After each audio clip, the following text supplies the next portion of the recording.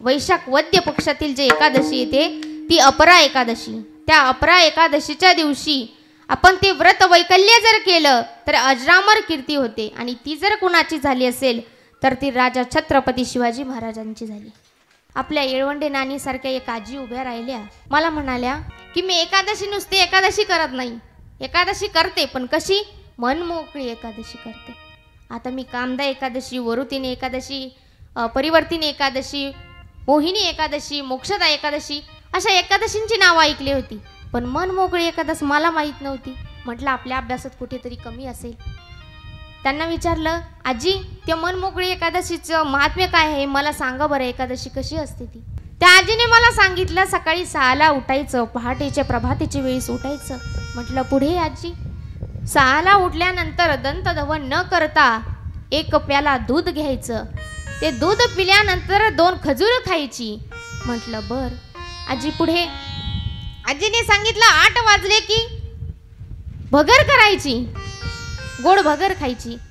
बर 10 वाजले की परत साबुदाणा करायचा, खिचडी करायची, तिखट खिचडी खायची. 12 वाजले की 2 रताळे शिजवायची, ती सोलायची, ती खायची.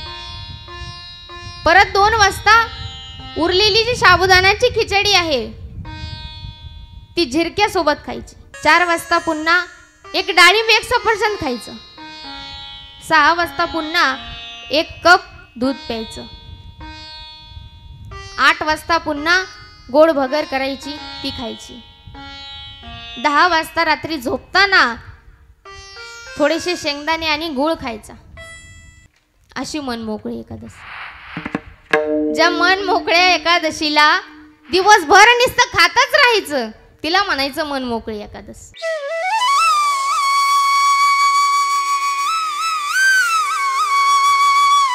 आपल्याला या कथा मराठी महिन्यानुसार बघायच्या आहेत. तर मराठी महिना पहिला येतो तो चैत्र. चैत्र महिन्यामध्ये 2 एकादशी येतात. त्या अगोदर आपण प्रतिपदा, द्वितीया, तृतीया, चतुर्थी, पंचमी, षष्ठी, सप्तमी, अष्टमी, नवमी, दशमी आणि मग असते ती एकादशी. पण तुम्हाला प्रश्न पडला असेल की एकादशी ही 11व्या तिथीला येते, मग 15 दिवसांनी कसं काय एकादशी येते. तर अमावस्या पौर्णिमा या 2 दिवसाच्या दुसऱ्या दिवसापासून जर धरलं तर पुन्हा 15 दिवसा मिळते एक एकादशी येते. म्हणून 15 दिवसा एक एकादशी, 15 दिवसा मिळून एक एकादशी येत असते. आणि त्या एकादशीचं आपल्याला महात्म्य बघायचे. मग दशमी हे व्रत आहे, ही तिथी आहे आणि त्या तिथीनुसार एकादशीची सुरुवात ही दशमी पासून होते. दशमी व्रत आरंभी आवडी. दशमी व्रतापासून एकादशी व्रताला आरंभ होत असतो आणि ते व्रत द्वादशीच्या सुरुवातीला, द्वादशीच्या सकाळच्याला ते व्रत संपत असतं. हे एकादशीचं व्रत वैकल्य आहे. मग जी आपल्याला चैत्र महिन्यामध्ये एकादशी बघायची, त्या एकादशीचं नाव काय, एकादशीची फलश्रुती काय, हा सर्व कथेचा भाग आहे. काही प्रश्न विचारते, त्या प्रश्नांची उत्तर द्या. श्रीमद भगवत गीता, श्रीमद भगवत कथा आपण सर्वांनी ऐकलेली आहे. श्रीमद भागवत कथा कोणी कोणाला सांगितली, कोणी सांगितली महाराज?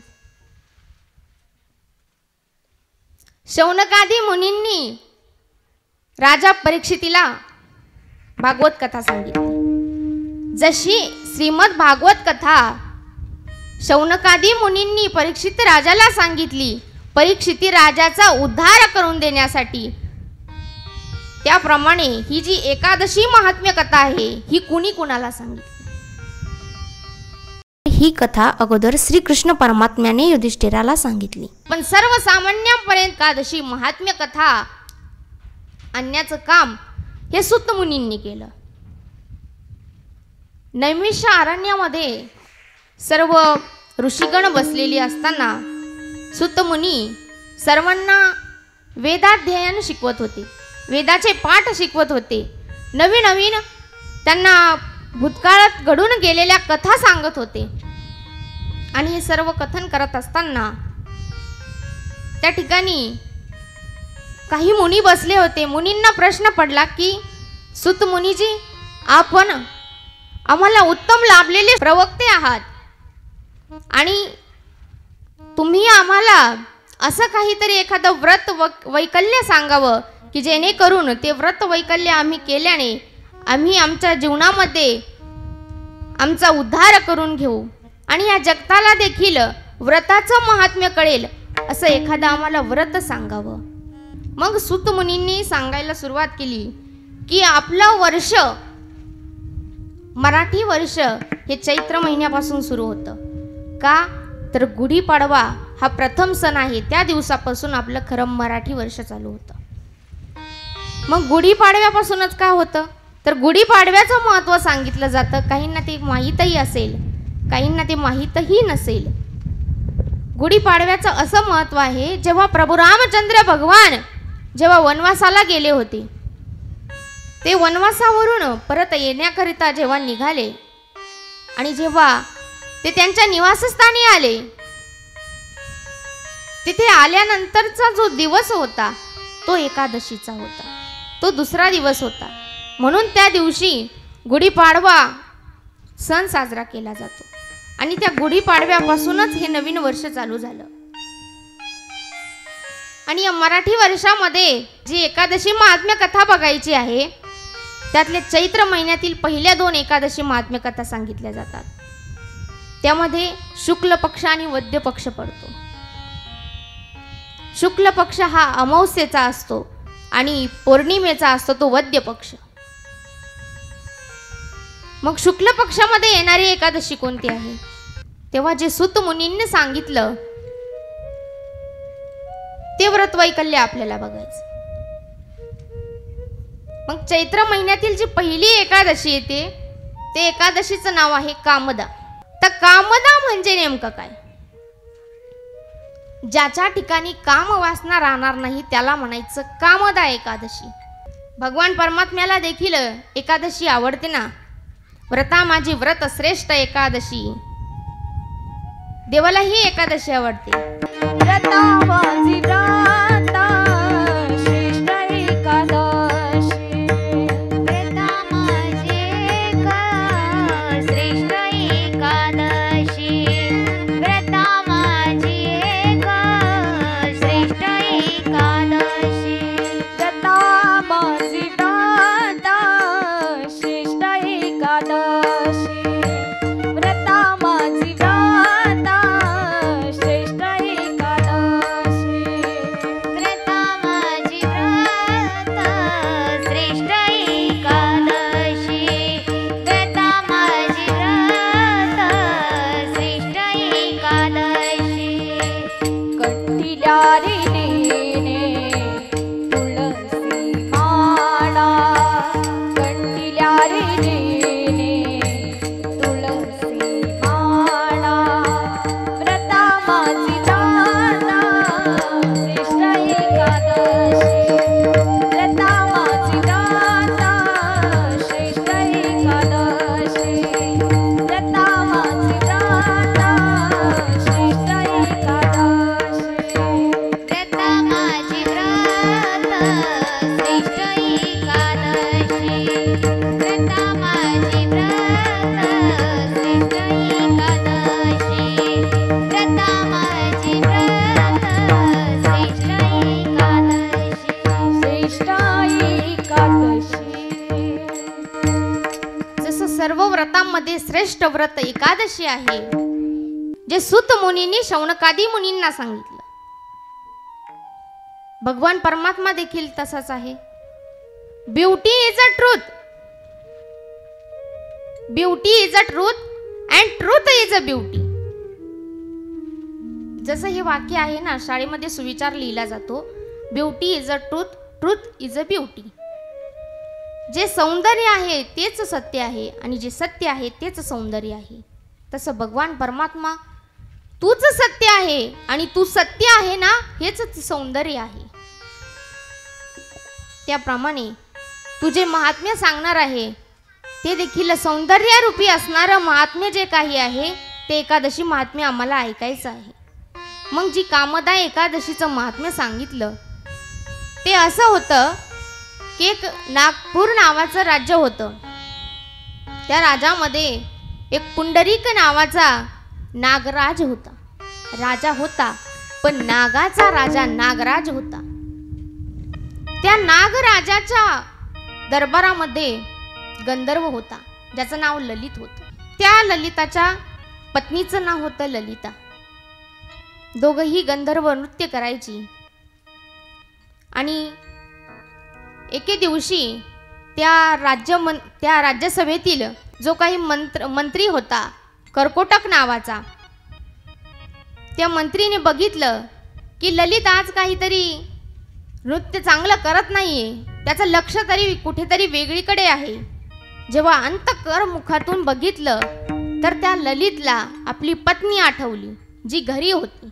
ललिता त्याला आठवू लागली. हे कर्कोटकच्या लक्षात आलं आणि कर्कोटकला तिरस्कार म्हणून राग आला. जिथे राजाचा अपमान झाला तिथे रागच आला. मग त्या मंत्रीने कर्कोटकने पुंडरीक राजाला सांगितलं की याला याची पत्नी आठवत आहे. जेव्हा हे सांगून झालं तेव्हा पुंडरीकाने शाप दिला. काय शाप दिला की तुला या ठिकाणी तुझी पत्नी आठवत आहे ना, तुला मी शाप देतो, तू राक्षस बनशील. राक्षस बनून लोकांना मारशील. तुला कुणी पूजणार नाही, तुला कुणी विचारणार नाही, तुला जगामध्ये मान मिळणार नाही. नाना प्रकारचे शाप देऊन टाकले. राजाचा शाप त्या ललितला लागला देखील. तो भयानक राक्षस बनला. ही घटना त्याच्या बायकोला कळली. ललिताला ही गोष्ट समजली. ती काळजीत पडली. आता यांना या शापातून मुक्त कसं करावं आणि विचारात पडल्यामुळे तिने तो राक्षस जिथे जिथे जाईल, आपला पती जिथे जिथे जाईल त्याच्या मागे ती जाऊ लागली. एका आश्रमामध्ये ते दोघं गेले. त्या राक्षसाला तिथे पाहून जे मुनी होते, ऋष्यभृंग नावाचे मुनी जागी झाले. त्या मुनींनी त्या राक्षसाला पाहिल्यानंतर प्रश्न पडला, हा राक्षस या ठिकाणी काय करत आहे. तेव्हा त्या ललिताने सांगितलं की राजाच्या नगरीमध्ये दरबारामध्ये यांनी नृत्य करत असताना लक्ष विचलित झाल्यामुळे शाप दिला आहे आणि त्या शापापायी माझा नवरा राक्षस झालेला आहे. या शापातून मला यांना मुक्त करायचं आहे. कुठलंही व्रत वैकल्य, कुठलंही काही जरी असेल तरी ते मला सांगावं आणि माझ्या नवऱ्याला यातून मुक्त करावं. ऋष्यभृंग ऋषींनी सांगितलं की या चैत्र महिन्यामध्ये जी पहिली एकादशी येते, शुक्ल पक्षातील एकादशी, जिचं नाव आहे कामदा एकादशी, त्या एकादशीचं व्रत तू कर आणि त्या व्रताचं पुण्य जे काही तुला मिळेल ते तुझ्या पतीला दे. एकादशीचं व्रत जवळ जवळ आलं. तिने ते व्रत पूर्ण केलं. ते व्रत झाल्यानंतर द्वादशीला ऋष्यभृंग नावाच्या ऋषीच्या आश्रमामध्ये ती पुन्हा गेली आणि तिथे म्हणाली, जे काही एकादशीचं व्रत मी करून जे काही पुण्य कमवलं असेल ते माझ्या पतीला जाऊन लागू असं म्हणाली. आणि त्याच द्वादशीच्या दुसऱ्या प्रहरा तिचा नवरा जसा होता तसा झाला. हे कामदा एकादशीचं महात्म्य आहे. ज्या ठिकाणी कामवासना निर्माण झालेली आहे त्या कामवासनेला लांब नेऊन सोडणारी कामदा एकादशी, तिला म्हणायचं कामदा एकादशी. मग त्या कामदा एकादशीचं महात्म्य असं ज्याप्रमाणे सुत मुनींनी शौनकादी मुनींना सांगितलं. मग कामदा एकादशी ही फलश्रुती या प्रकाराची देते की ती एकादशी जर आपण केली तर आपल्याला 1000 गायीचं दान दिल्याचं पुण्य लागतं. आपल्या ठिकाणची कामवासना नष्ट होते. हे कामदा एकादशीचं महात्म्य आहे. दुसऱ्या एकादशीचं नाव आहे वरुथिनी. काही नियम आहे, ते नियम जर पाळले ना तरी या एकादशीचं व्रत केल्याचं पुण्य आपल्याला लागतं. द्यूतक्रीडां च निद्रां च ताम्बूलं दन्तधावनं परापवादपैशून्ये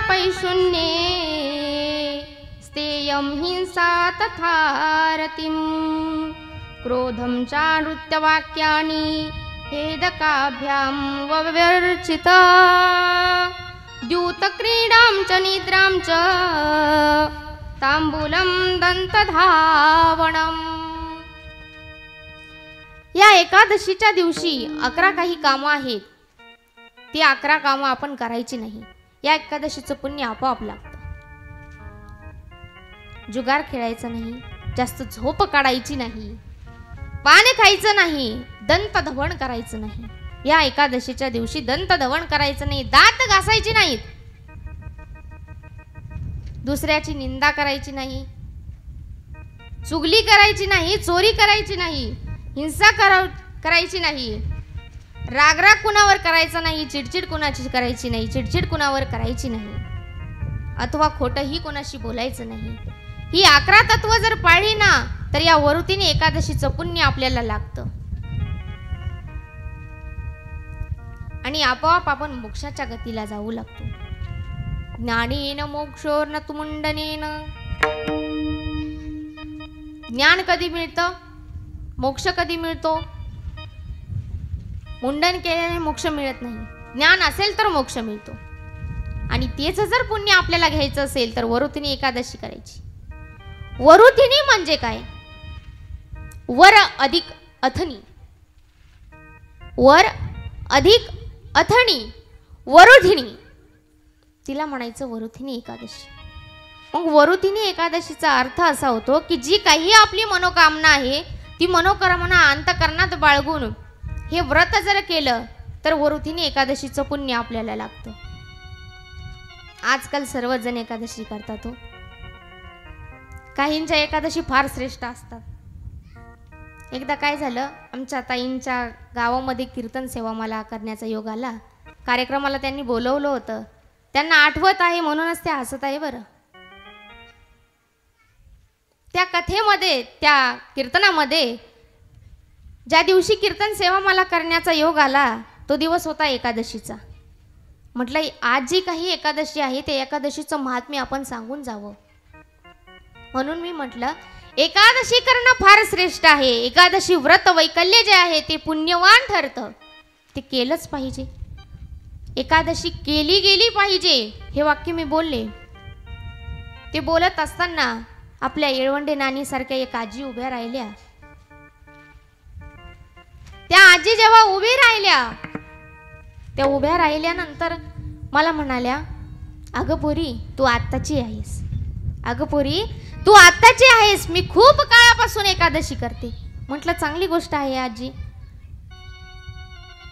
तेव्हा ती मला म्हणाल्या की मी एकादशी नुसती एकादशी करत नाही, एकादशी करते पण कशी, मन मोकळी एकादशी करते. आता मी कामदा एकादशी, वरुतिनी एकादशी, परिवर्तिनी एकादशी, मोहिनी एकादशी, मोक्षदा एकादशी अशा एकादशींची नावं ऐकली होती, पण मन मोकळी एकादशी मला माहीत नव्हती. म्हटलं आपल्या अभ्यासात कुठेतरी कमी असेल. त्यांना विचारलं, आजी ते मन मोकळी एकादशीचं महात्म्य काय आहे, मला सांगा बरं, एकादशी कशी असते ती. आजीने मला सांगितलं, काय नाही, मन मोकळी एकादशी फार सोपी आहे, अतिशय सोपी असते. म्हटलं आजी सांगा ना. त्या आजीने मला सांगितलं सकाळी 6ला उठायचं, पहाटेच्या प्रभातेच्या वेळेस उठायचं. म्हटलं पुढे आजी. 6ला उठल्यानंतर दंतधवन न करता 1 प्याला दूध घ्यायचं. ते दूध पिल्यानंतर 2 खजूर खायची. म्हटलं बर आजी पुढे. आजीने सांगितलं 8 वाजले की भगर करायची, गोड भगर खायची. बर 10 वाजले की परत साबुदाणा करायचा, खिचडी करायची, तिखट खिचडी खायची. 12 वाजले की 2 रताळे शिजवायची, ती सोलायची, ती खायची. परत 2 वाजता उरलेली जी साबुदाण्याची खिचडी आहे ती झिरक्यासोबत खायची. काहीकडे आमटी म्हणतात, काहीकडे झिरकं म्हणतात, काहीकडे शेंगदाण्याचं पिठलं म्हणतात. ते करायचं, त्याच्यासोबत ती खायची. 4 वाजता पुन्हा 1 डाळिंब 1 सफरचंद खायचं. 6 वाजता पुन्हा 1 कप दूध प्यायचं. 8 वाजता पुन्हा गोड भगर करायची, ती खायची. 10 वाजता रात्री झोपताना थोडेसे शेंगदाणे आणि गूळ खायचा. अशी मन मोकळी एकादशी. ज्या मन मोकळ्या एकादशीला दिवसभर नुसतं खातच राहायचं, तिला म्हणायचं मन मोकळी एकादश. अशी ती मन मोकळी एकादश असते. आजीला म्हटलं, आजी मला एकादशी माहीतच नव्हती, ही बरं झालं तुम्ही सांगितलं. त्याही एकादशीचं ॲडिंग माझ्या या कथेमध्ये झालं आणि मला मन मोकळे एकादश म्हणजे काय हे कळालं. ताईंना ते आठवलं म्हणूनच हसायला आलं. बरं, मन मोकळे एकादश असती कसे हे ताईंनी देखील ऐकलं होतं त्या ठिकाणी. अशी ही प्रकारची मन मोकळी एकादश असते. मग अशा एकादशीला काही महत्व आहे का? एकादशी दिनी खाईल जो अन्न सुकर होऊन येईल जन्म. एकादशीच्या दिवशी जो अन्न ग्रहण करतो तो सुकर होऊन जन्माला येतो.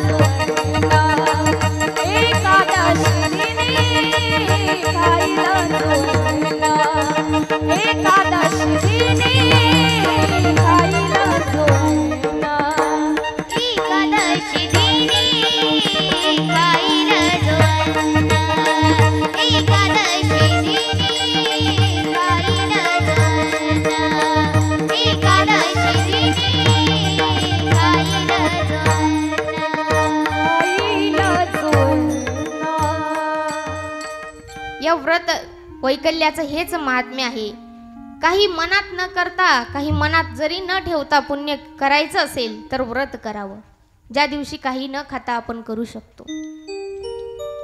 सायन्स देखील सांगतं, शरीराची पचन प्रक्रिया जर चांगली ठेवावी असं वाटत असेल तर महिन्यातले 2 दिवस उपवासी राहिलेलं चांगलं असतं. ते एकादशीसाठीच असतं. म्हणून शास्त्रीय युक्त्या देखील एकादशी करणं गरजेचं आहे आणि सायन्सने देखील एकादशी करणं गरजेचं आहे. एकादशी केल्याने शरीर यष्टी चांगली राहते आणि अध्यात्म देखील आपल्याकडून घडत असतो. म्हणून एकादशी छान आहे, एकादशी केली पाहिजे. जी वरुतीने एकादशीचं महात्म्य सांगितलं त्या वरुतीने एकादशीला काही मनात ठेवू अगर न ठेवू, फक्त वरुतीने नाही तर कुठल्याही प्रकारची एकादशी करा. काही मनात न ठेवता एकादशी जरी केली ना तरी तिचं पुण्य तितक्याच पटीने आपल्याला लाभत असतं. बोला वरुथिनी एकादशी माता की जय. असं एकादशीचं महात्म्य आहे. कामदा एकादशी, त्या कामदा एकादशीचं महात्म्य सांगत असताना जे ऋषभृंग नावाचे ऋषी होते त्या ऋषींचं महात्म्य काय आहे तेव्हा भगवान श्रीकृष्ण परमात्म्याने अतिशय गोड उत्तर दिलं. जे मला पुजतात ना ते माझे भक्त आहेत आणि त्यातलेच एक ऋषी म्हणजे ऋषभृंग ऋषी आहे. संत कुणाला म्हणायचं? जे जगाकरता परोपकार करून जातात, जगाच्या कल्याणा संतांच्या विभूती. जगाच्या कल्याणा संतांच्या विभूती, जगाच्या कल्याणा संतांच्या विभूती, संतांच्या कल्याणा संतांच्या विभूती, जगाच्या कल्याणा संतांच्या विभूती, जगाच्या कल्याणा संतांच्या विभूती, जगाच्या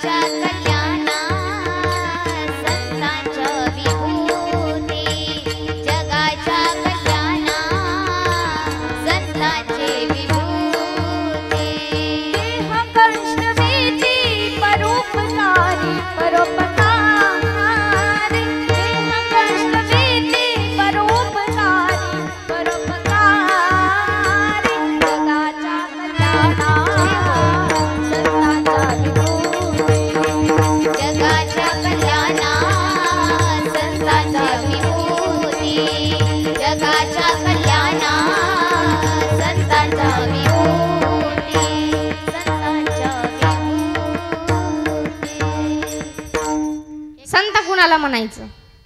जे संत आहेत ते जगाच्या कल्याणा संतांच्या विभूती देह कष्ट भीती परोपकारी, या जगाच्या परोपकारासाठी स्वतःचा देह कष्टवतात त्यांना संत म्हणतात. संत कुणाला म्हणायचं? संत असतात कसे? एका मनाला एक गती प्राप्त होते. कोणती गती? माऊली ज्ञानोबराय हरिपाठामध्ये वर्णन करतात.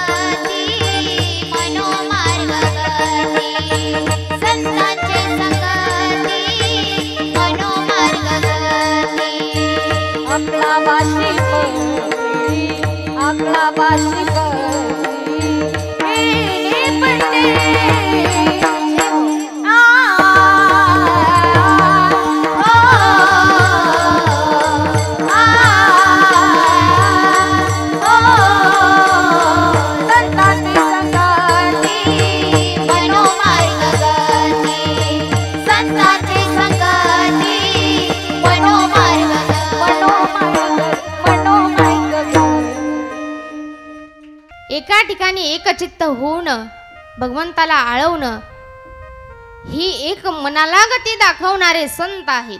संतांच्या संगती मनोमार्ग गती आकळावा श्रीपती येणे पंथी. संत कोण आहेत? सरपंचाची सत्ता गावावर असते. सरपंचाची सत्ता गावावर असते. आमदाराची सत्ता तालुक्यावर असते. खासदाराची सत्ता जिल्ह्यावर असते. पण या पूर्ण पृथ्वी तलावरती ज्यांची सत्ता आहे ना त्यांना संत म्हणतात. ते संत आहेत.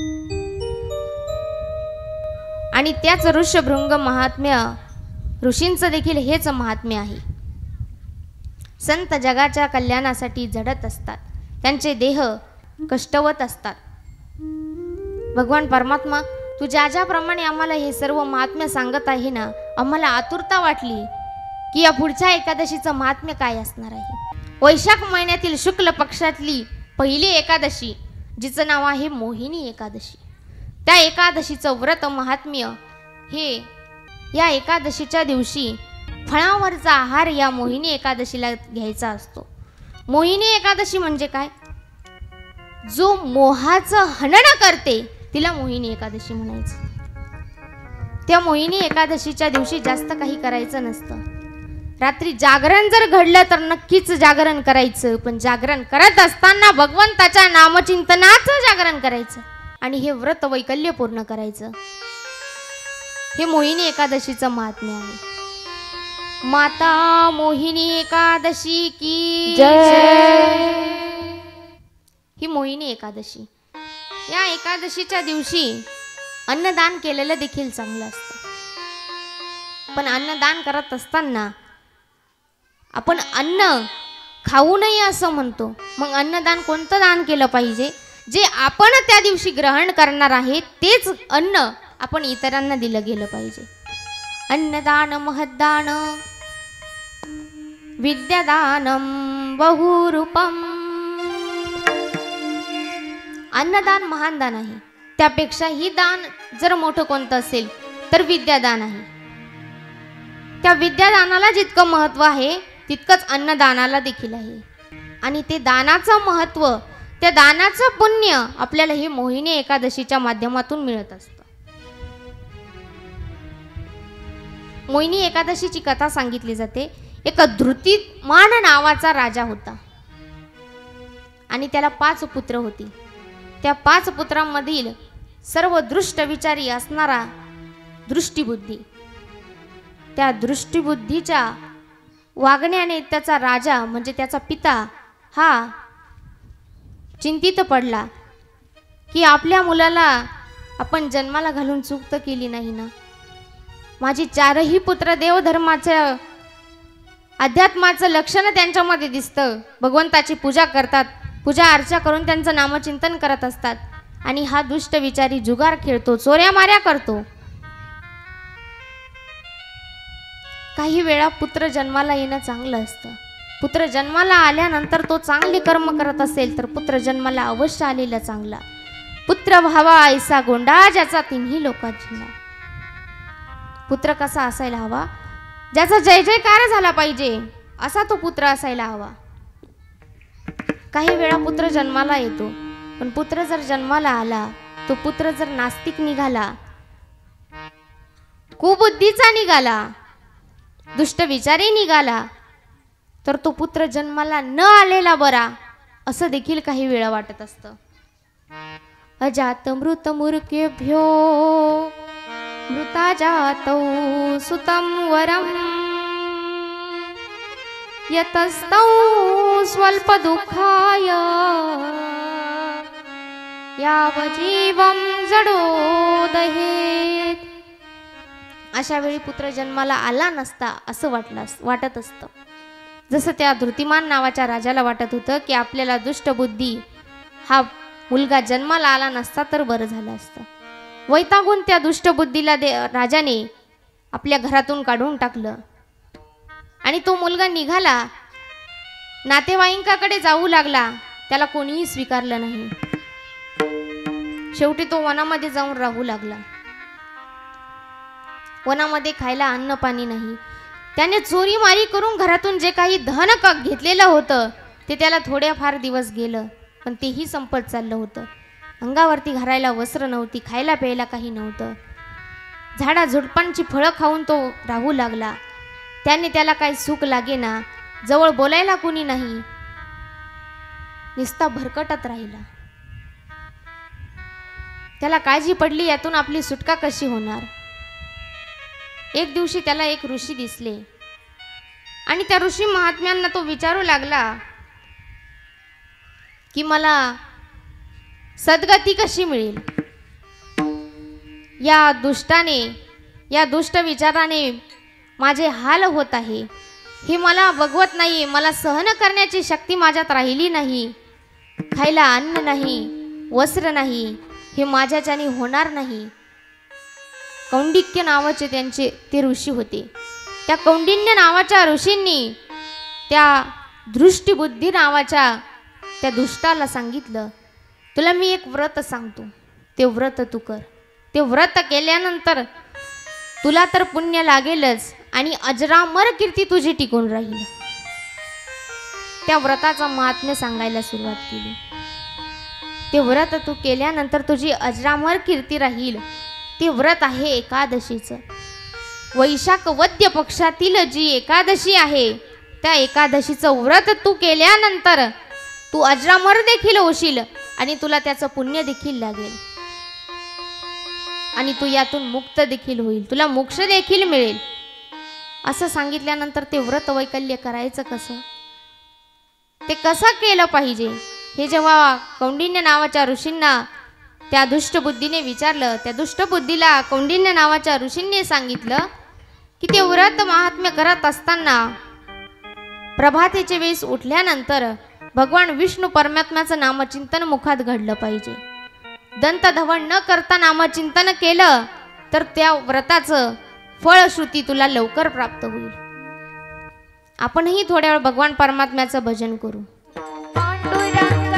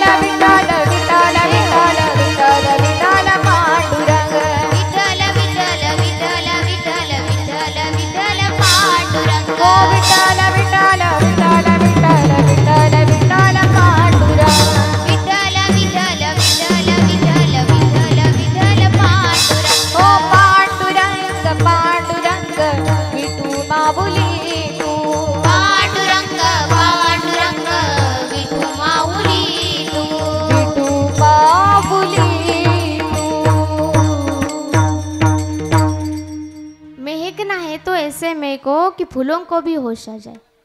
महकना है तो ऐसे महको कि फूलों को भी होश आ जाए। तालियां देनी है तो ऐसे दे दो जो इन्हें भी जोश आ जाए।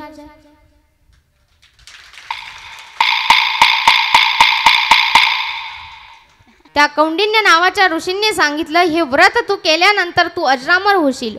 जे छत्रपती शिवाजी राजे तुकोबरायांचे शिष्य होते, तुकोबराय त्यांचे आद्य गुरु होते, ते छत्रपती शिवाजी राजे. कोण होते छत्रपती शिवाजी राजे? कुणाला म्हणायचं छत्रपती शिवाजी राजे? एकच राजा जन्मला शिवनेरी किल्ल्यावर, किल्ल्यावर, किल्ल्यावर. माझ्या देवाचा माझ्या राजाचा शिवरायाचं नाव गाजते गडगडाच्या दगडावर. शिवरायाचं नाव गाजते गडगडाच्या दगडावर. माझ्या राजाचं नाव गाजते गडगडाच्या दगडावर. एकच राजा इथे जन्मला शिवनेरी किल्ल्यावर. एकच राजा इथे जन्मला शिवनेरी किल्ल्यावर, किल्ल्यावर. माझ्या देवाचं नाव गाजते गडगडाच्या दगडावर. माझ्या देवाचं नाव गाजते गडगडाच्या दगडावर. माझ्या राजाचं नाव गाजते गडगडाच्या दगडावर. सुंदर स्वराज्य निर्माण केले तलवारीच्या धारेवर, तलवारीच्या धारेवर, तलवारीच्या धारेवर. रयतेसाठी वार झेलले आपल्या निधड्याच्या तीवर, आपल्या निधड्याच्या तीवर, आपल्या निधड्याच्या तीवर. प्राणपणाने लढले मावळे भरोसा राजावर. प्राणपणाने लढले मावळे भरोसा राजावर, राजावर, राजावर. माझ्या देवाचं माझ्या राजाचं शिवरायाचं नाव गाजते गडगडाच्या दगडावर. माझ्या देवाचं नाव गाजते गडगडाच्या दगडावर. शिवरायाचं नाव गाजते गडगडाच्या दगडावर. कौन होते शिवबा? किसी के पेट में पाप पैदा होता है, किसी के पेट में सांप पैदा होता है, लेकिन मेरी माँ जिजाऊ ऐसी माँ थी जिसके पेट में बापों का बाप राजा शिवाजी पैदा हुआ था. आठवण येते मना मनातून भगवाजे दिसल्यावर, भगवाजे दिसल्यावर, भगवाजे दिसल्यावर. जात वातना धर्म मानिला जगला माणुसकीवर, जगला माणुसकीवर, जगला माणुसकीवर. पुन्हा जन्म घ्या अशी इच्छा शिवभक्तांच्या हृदयावर. पुन्हा जन्म घ्या अशी इच्छा शिवभक्तांच्या हृदयावर, हृदयावर. माझ्या देवाचं माझ्या राजाचं शिवरायाचं नाव गाजते गडगडाच्या दगडावर. माझ्या देवाचं नाव गाजते गडगडाच्या दगडावर. शिवरायाचं नाव गाजते गडगडाच्या दगडावर. एकच राजा इथे जन्मला शिवनेरी किल्ल्यावर. एकच राजा इथे जन्मला शिवनेरी किल्ल्यावर, किल्ल्यावर. माझ्या देवाचं माझ्या राजाचं शिवरायाचं नाव गाजते गडगडाच्या दगडावर. माझ्या देवाचं नाव गाजते गडगडाच्या दगडावर. शिवरायाचं नाव गाजते गडगडाच्या दगडावर. भवानी मातेचा लेक तो स्वराज्याचा राजा होता. अरे झुकला नाही कोणासमोर तो मुघलांचा बाप होता. झुकला नाही कोणासमोर तो मुघलांचा बाप होता. भवानी आईच्या कृपा वरदा निर्दयवनाचा करुणी वद, निर्दयवनाचा करुणी वद, निर्दयवनाचा करुणी वद.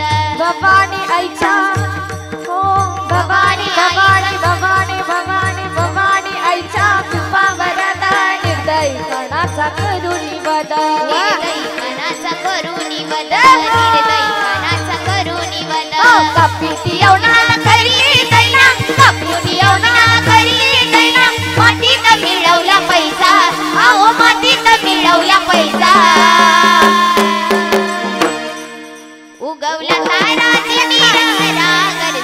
शिवाजी राजा उगवला तारा टिपिरारा घरचा शिवाजी राजा उगवला तारा टिपिरारा घरचा शिवाजी राजा उगवला तारा टिपिरारा घरचा शिवाजी राजा घरचा शिवाजी राजा.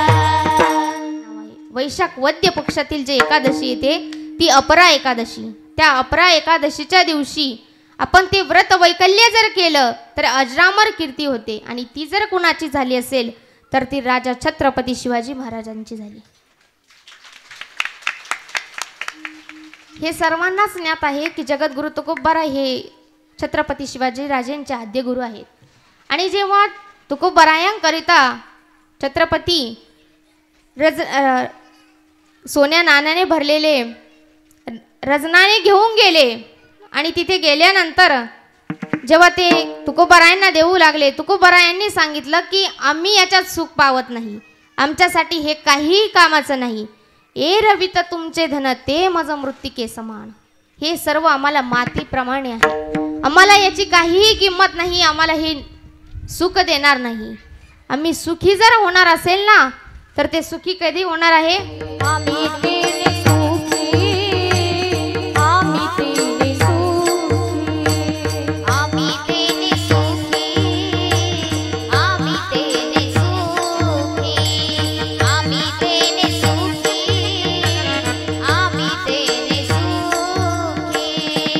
म्हणा विठ्ठला विठ्ठला विठ्ठल मोठी म्हणा विठ्ठला विठ्ठला विठ्ठल मोठी आम्ही तेने सुखी आम्ही तेने सुखी आम्ही तेने सुखी आम्ही तेने सुखी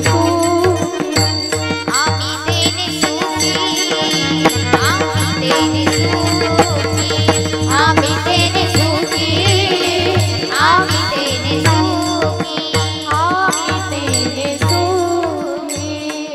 तुकाराम महाराज म्हणतात आमची एवढीच आस आहे, आमची एवढीच इच्छा आहे की तुम्ही तुम्हाला स्वतःला हरीचे दास म्हणून घ्यावं, तेव्हा आम्ही सुखी होऊ.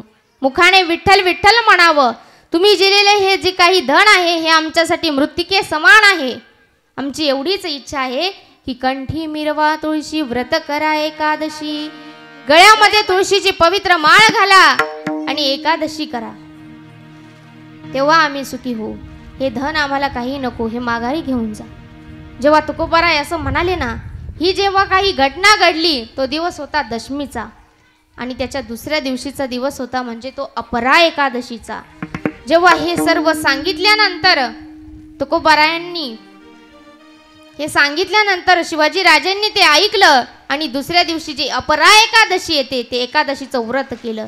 म्हणून आज देखील छत्रपती शिवाजी राजे अजरामर आहेत. हे अपरा एकादशीचं महात्म्य आहे.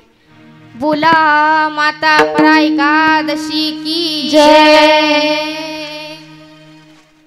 लगन तुमसे लगा बेटे जो होगा देखा जाएगा.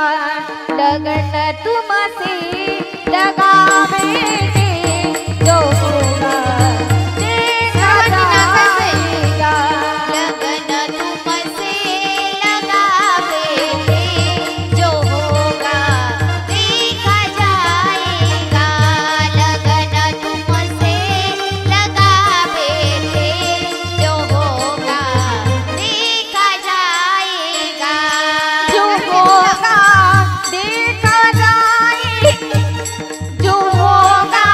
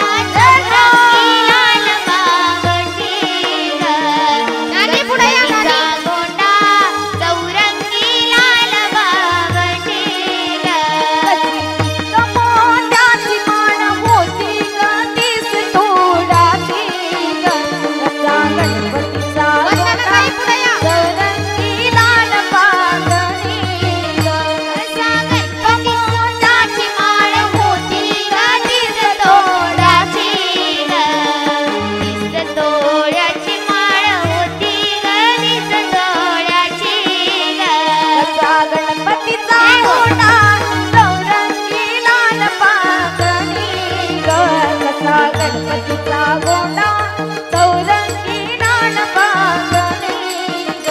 जसा गणपतीचा गोंडा चौरंगी लाल वावटे ग. गणपतीचा गोंडा चौरंगी लाल वावटे ग. जय हो. हरी बोल.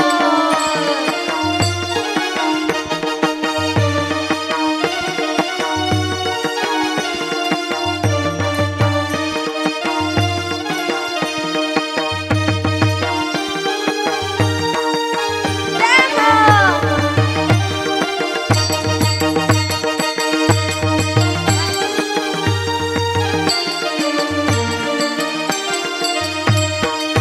बारीक करा. या ठिकाणी हा जो सप्ताह आहे ना, हा महिला जागर सप्ताह आहे. आपल्या सर्व महिला भगिनींना या ठिकाणी आनंद घेता यावा म्हणून मी सर्वांना उभं करायला सांगितलं होतं. सर्वांनी आनंद घ्यायचा आहे. ताई पुढे या, पुढे या, पुढे या. सर्वांनी नाचायचंय.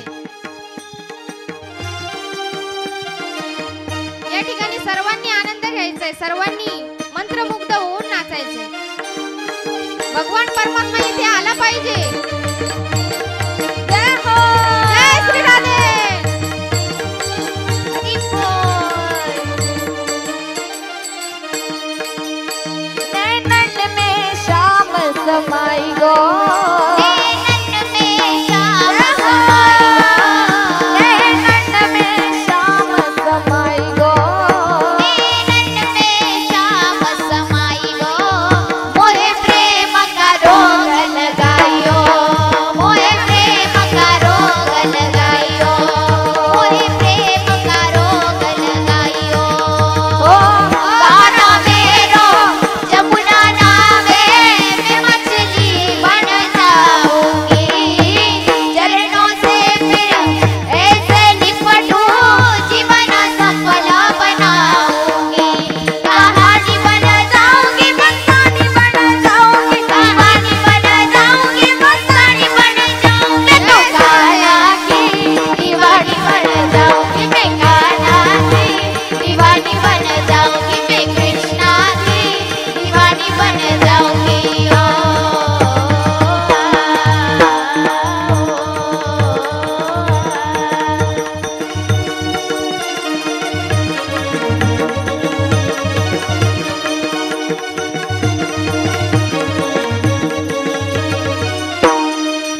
सपने में रात में आया.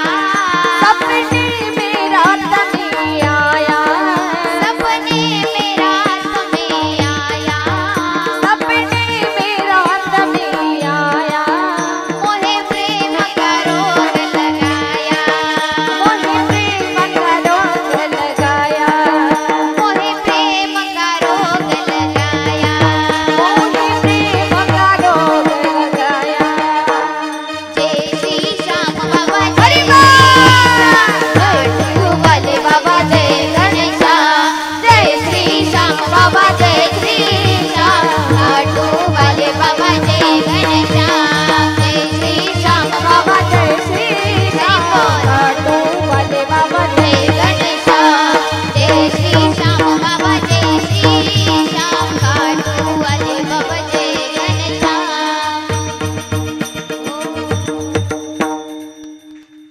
आज आपण आपल्या कथेमध्ये 2 महिन्यातील 4 एकादशींचं महात्म्य बघितलं. कामदा, वरुतिनी, मोहिनी आणि अपरा एकादशी आपण या 4 कथेचं महात्म्य बघितलं. चैत्र आणि वैशाख महिन्यातील आपण एकादशी बघितल्या. आता उद्याच्या भागामध्ये आपल्याला पुढच्या एकादशी बघायच्या आहेत. जी कोणी जोडी या ठिकाणी आरतीकरिता येणार आहे तिने पुढे यायचं आहे. सर्वांनी उभं राहा. श्रावण